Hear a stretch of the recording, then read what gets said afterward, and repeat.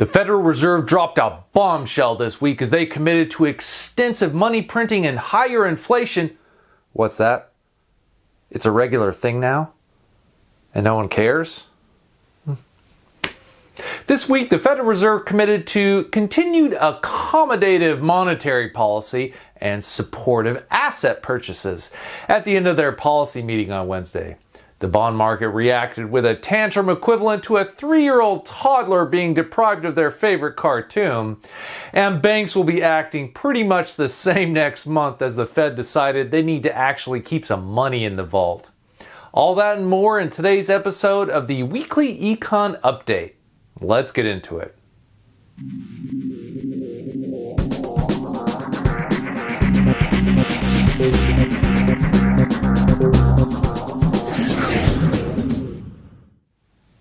The week got off to a bit of a slow start on Monday as markets traded sideways while they waited for some clues as to what the Federal Reserve would announce in their press conference at the end of their 2-day policy meeting on Wednesday.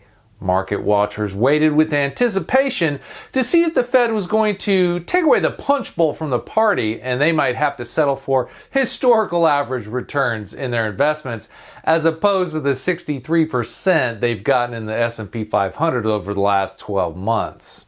On Tuesday, the U.S. Census Bureau released their data on U.S. retail sales for February, showing a 3% decline from the previous month. This was attributed in large part to the harsh winter weather throughout much of the U.S. last month.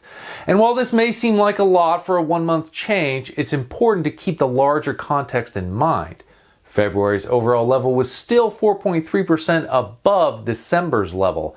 January's surge after December stimulus checks went out was a pretty hard act to follow for February to begin with. Add to that the devastating cold weather, and the fact that it wasn't lower shows just how much liquidity is out there right now. We're likely to see another pop in next month's data release as the stimulus measure passed last week has already resulted in some Americans getting a direct deposit from the U.S. Treasury.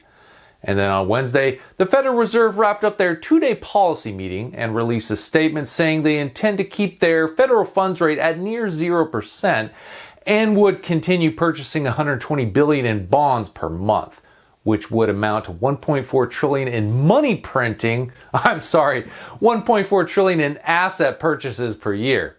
They've left this accommodative monetary policy open-ended, and it will be dependent on their interpretation of how the economy is doing. On Thursday, the bond market sold off, sending Treasury yields noticeably higher.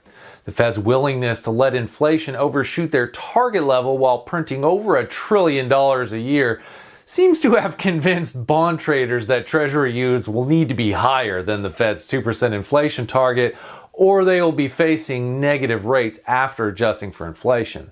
And while media outlets like CNBC are hyping the rise in bond rates a bit, this movement in the bond market shouldn't come as a surprise. Historically, bond rates have held above the rate of inflation most of the time, with the average gap over the last 10 years being about 0.65%. So if the Fed is successful at reining in future inflation and keeping it 2%, we should expect the yield on the 10-year Treasury bond to settle in around 2.65%.